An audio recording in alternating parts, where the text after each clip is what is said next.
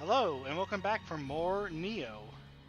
Today we have a main mission to do, but we also have two sub-missions as well.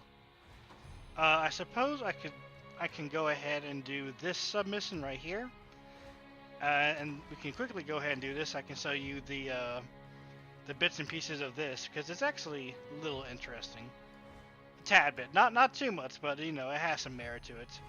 Then we can go ahead and start on the main mission. So this is actually from that female ninja, and her name is Okatsu. Do you remember the village where you met Master Hanzo? It seems that some mysterious new power is at work there now. I heard from the village elder that the whole area is like a hellscape. Please return to the village and save it before anything worse happens. And of course, by doing these side missions, you along with being able to kill a little bit stronger enemies and get better random drops, you also get rewards at the end of the mission for completing it. I guess I didn't really go over that, but if you saw those items to the right when you select the mission, those are items that you get when you actually complete the mission. So there are incentives for doing that.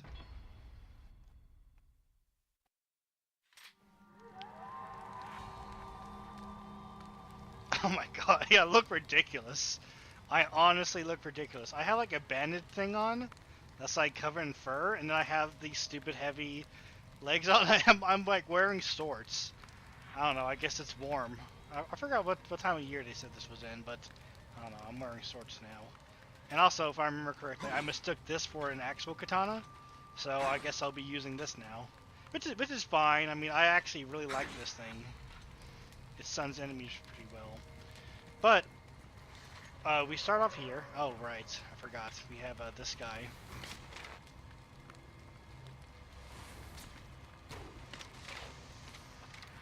So let me deal with him, and I will cut back to when we come across something more interesting.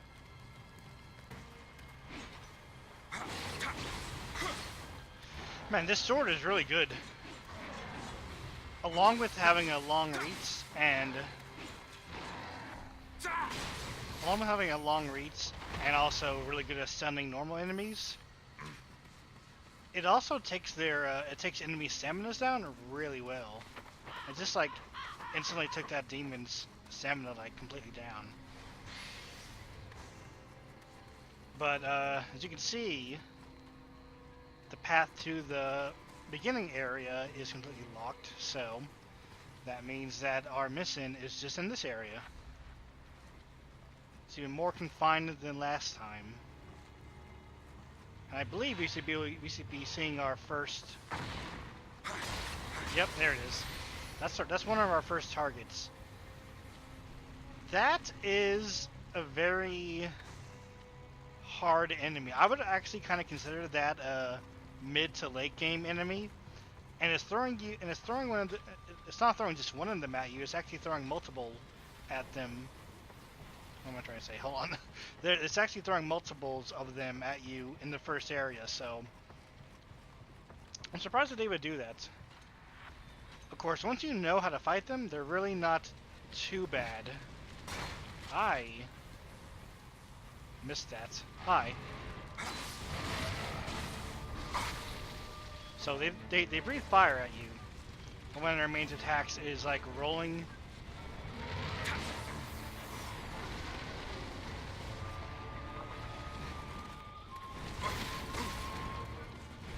If they get that, then oh,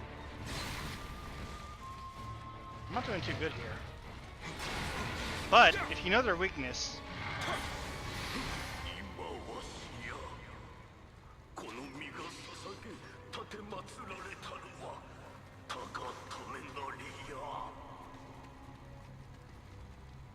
If you know their weakness, they become a lot more easier to deal with because they're like a rolling wheel with two heads on either side. But the side that faces you isn't the weak point. It's always the side that faces away from you. So, and you can tell by it has a. Oh, hi. I actually didn't remember you were there.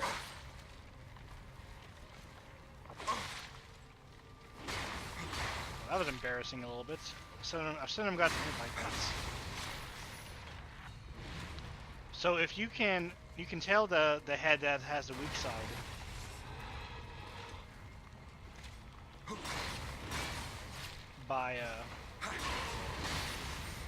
By that giant yellow glowing spot on it. Oh look, I already got my elixirs back. That's nice. Definitely having that elixir, Kodama spell or whatever charm, I forgot what it's called, on the shrine is definitely a huge help. Oh, look, and now we have a demon archer in the same place as the other archer guy was.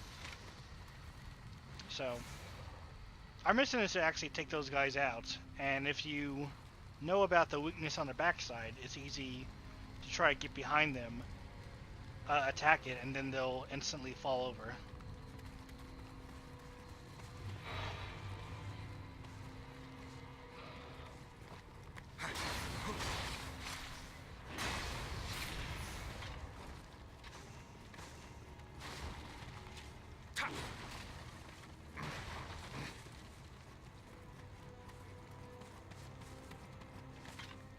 We actually have some enemies hanging off the side of buildings, which is very sneaky.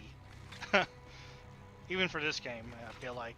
But if you come around back here, you'll see that you have some enemies just kind of hanging around.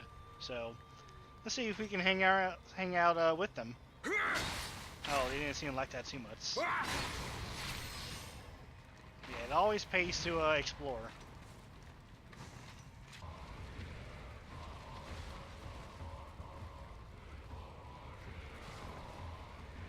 I seem to have gotten our next target stuck inside this house. I was climbing up the ladder and he tried to follow me, but obviously he has no hands. Ha ha! What are you trying to do? Roll up the ladder? Not likely, buddy. Oh, is he actually leaving? No. I want to do a drop attack on him, but I feel like that would probably put me in a really bad situation. But we'll see how it goes. Let's wait for it to get him in a good position over here. He's just roll. The AI does not know what to do. Here we go. Nope. Well, anyway, come out here and face me. You can do that at least, right? There we go. Look at that. I'm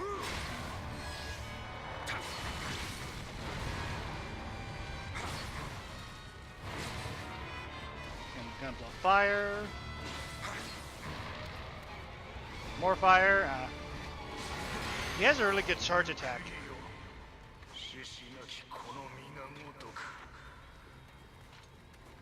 He has a really good charge attack that, oh, hi there. Did you see that? Oh my god, look at that. Combo killed him. Like what I'm trying to say before I've been brutally interrupted is that he has a good charge attack where he'll spin up like just like Sonic and charge at you. But the good thing about that is that if he hits a wall when he's doing that, he'll get stunned again. So there are a couple of ways to deal with him. Probably the worst thing that those guys do is probably the worst thing that they do is actually going and they're just like rolling up to you is probably the worst thing you can do. And also there's a shrine over here for like some reason. I don't really understand why. It's not like there's a lot of ground to cover, so I don't know why there's a shrine here. I'm not going to use it because I don't want to respawn the enemies I killed. But I suppose it's there if you want it. I really don't understand why they put it there though. So where's this, oh right, the last guy's in the, lower part of town.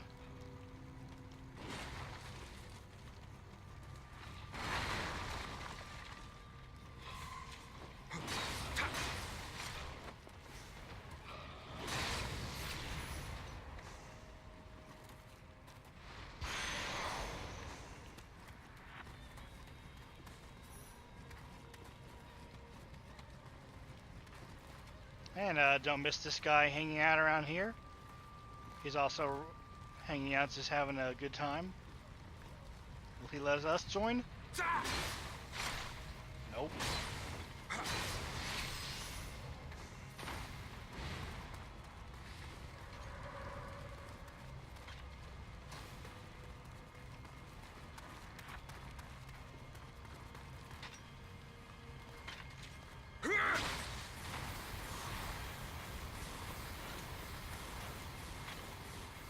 Wow. They're actually pretty resistant to fire, honestly. And there's one more guy you need to be aware of. He's actually up here. Oh. Not like he'd be that big a deal if you climb up the tower, but better to get rid of him now.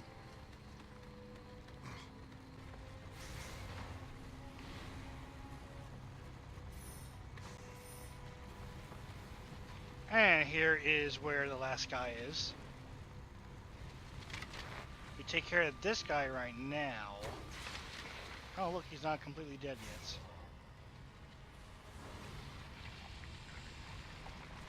Is he gonna come down? And it looks like this guy can actually climb up ladders. Oh my god. History repeats itself. Wouldn't it be hilarious if that was the spirit of the guy who climbed up here the first time? I like to think so. Alright. I didn't mention these guys. I didn't mention those guys because I didn't really get a chance to. But those are little fire spirit guys, because you could obviously tell. They're kind of interesting because if you kill them, they imbue the weapon that you kill them with the power of whatever element they are. So, for example, you kill a fire spirit, they give your weapon fire abilities for a couple of seconds, which is pretty neat. The exact same effect of what happens if you apply like a fire talisman. So, I think we should be good. Will you let me do that again? Okay, yeah, thanks. Actually, let's kill him with the spear, because there's something I should tell you about the spear. Whoa! Okay. I didn't really expect that.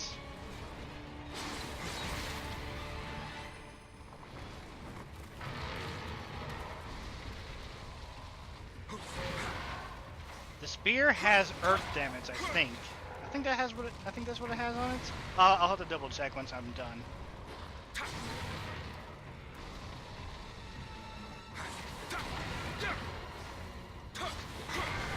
There we go.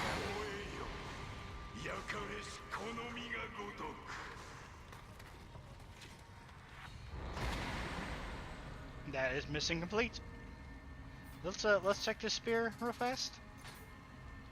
Spear. Okay, yeah, it is. It has Earth +4, so that means that whenever you hit an enemy, a different colored number is going to pop up next to them, and that's what basically like Earth damage is.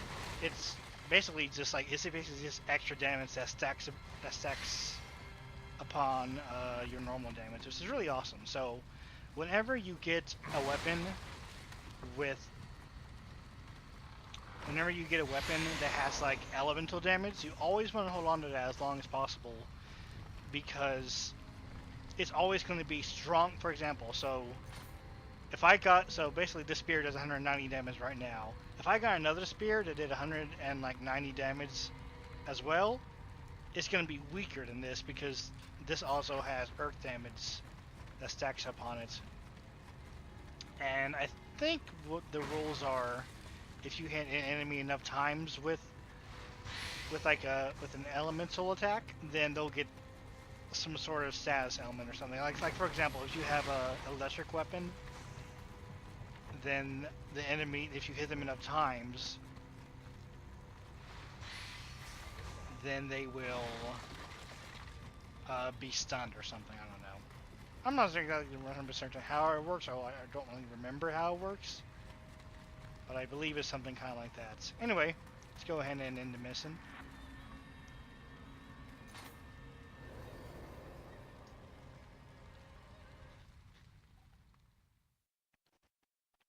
See what our rewards are. And then continue the story mission.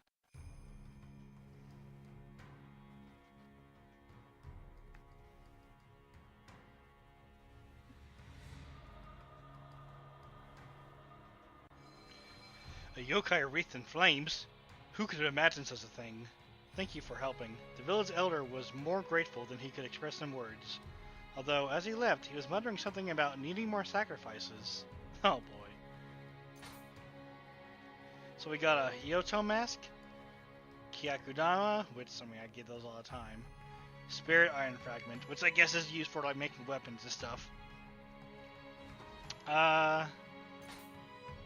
I actually don't remember what that one is, so we'll do that one after the main mission here.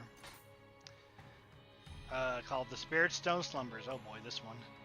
The head of the Tachibana family, Lord Munisige, has been missing ever since he left to battle monsters. If we can aid him, it would be a boon for our campaign. Okatsu has already arranged a meeting with his wife, the Lady Ginshio. William, let us leave for Tachibana Castle at once. Are we getting a cutscene at the beginning of this? I think we are. Is that Dazaifu? AI, that makes an I sound?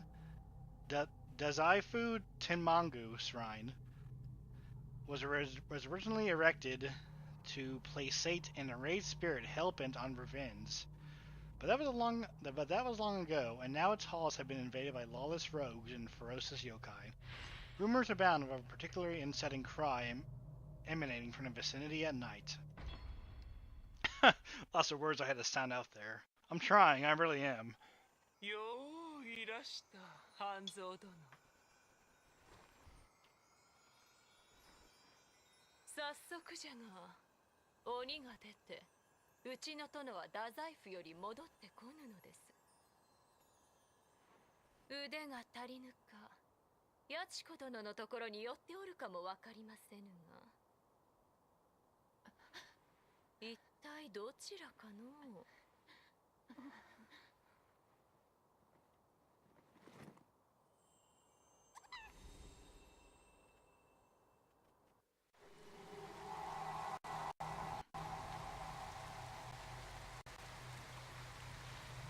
I should mention something that I've forgot to say before.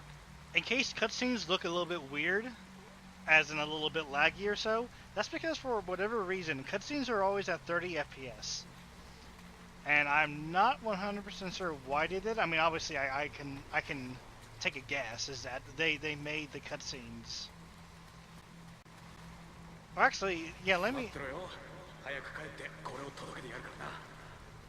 see if I can probably piece it together. Nioh was originally came out on the PS4. On the PS4, there were like two options.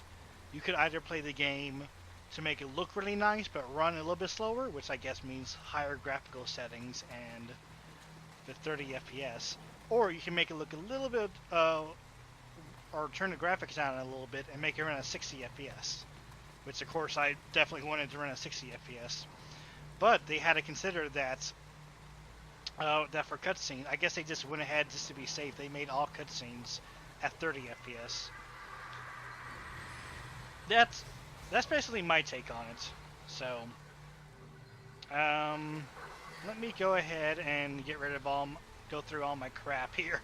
You really don't need to be watching me do that. So, I'll go ahead and go through all my crap, equip the best stuff, and we'll see what we have next. Oh my god, why do I have two pickaxes? What if I wield a pickaxe? What's going on here? I don't think I've ever used a pickaxe before. What, I don't get special styles for pickaxe? Wait. What is this used for? Oh, they treat the pickaxe. Oh, of course they treat the pickaxe as an axe weapon. Okay. I was wondering, like, what style is this? I'm like, oh, so it's a mining style. Okay. No. It's they treat it as an axe. All right.